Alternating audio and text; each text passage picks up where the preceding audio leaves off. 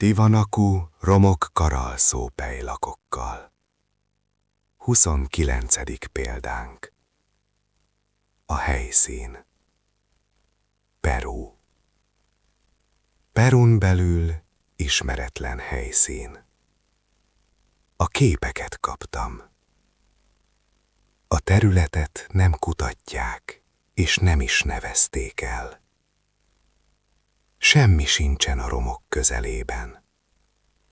Egyszerűen nem vesz tudomás róla a társadalom, a tudomány. Végül is az civilizációnk. Tudom, ez a legegyszerűbb. Amiket tudunk, összetett társadalom lehetett. A fejlettségi szintjük elég magas volt, mert komoly, nagyméretű épületkomplexumot hoztak létre. A képeket nézve észrevettétek, hogy az épületek ablakai, amik igazán nem is ablakok, csak ablaknak néznek ki. Ezeket már valahol láttuk. Hol láttuk ezeket az ablakokat? Ki emlékszik? Hát persze, hogy nemrég láttuk őket. A Tiwanaku civilizáció, más néven Tiwanaku kultúrája videóban volt említés róla. Ha emlékeztek, akkor a hegy tetején az épületeknek pont ilyenek a nyílásaik. És akkor azt mondtuk, hogy valószínű egy preinka civilizációja volt. És még igaz is lenne, hogy preinka, de csak annyiban, hogy az inkák előtti civilizáció, de nem közvetlenül az inkák előtti, hanem jóval előbbi civilizációról beszélünk, ami az inkák előtt volt 52 000 évvel, de akár 78 000 évvel is az inkák előtt volt. Vagy a könnyebb számolhatóság miatt 2 vízözönnel előttünk lévő civilizációról beszélünk.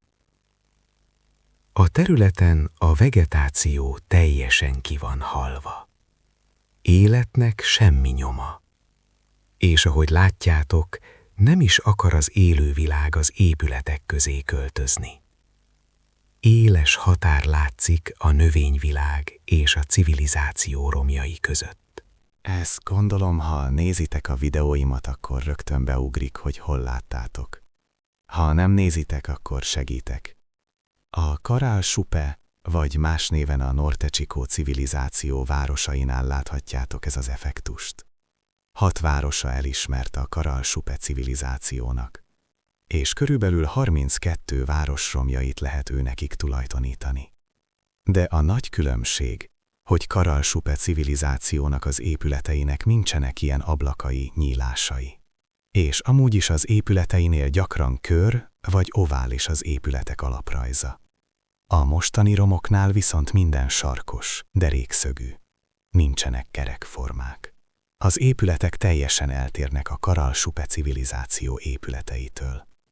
Csak a környezet állapota, ami azonos. Elmélet.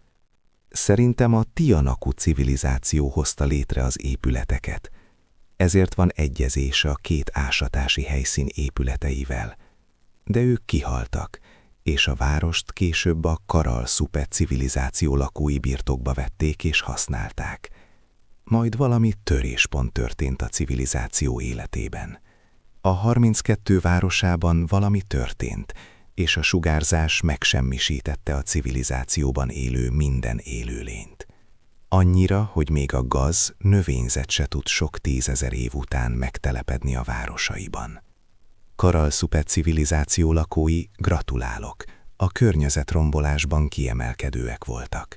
És bele se akarok gondolni, hogy 50 000 vagy 70 000 évvel ezelőtt, amikor megtörtént a katasztrófa, milyen állapotok uralkodhattak a földbolygón. Valószínű az esemény az egész bolygó életére kihatott. Akkor a sugárzás valószínűsítem, hogy mindenhol érezhető volt, és lehet, hogy nagy mértékben ritkította az élőlényeket az egész bolygón. Gyakorlatilag a mai fogalmaink szerint egy atomtérszerű állapot uralkodhatott a bolygónkon, és a potenciális központokon, ahol most a városok vannak, 50 000 év után is csak a pusztulat van, életnek semmi nyoma. És ki tudja, hány 10 000 év kell, mire regenerálódik a természet ezeken a helyeken. Remélem intő példa a mai világunknak, civilizációknak, hogy ne történjen meg egy ilyen méretű világkatasztrófa.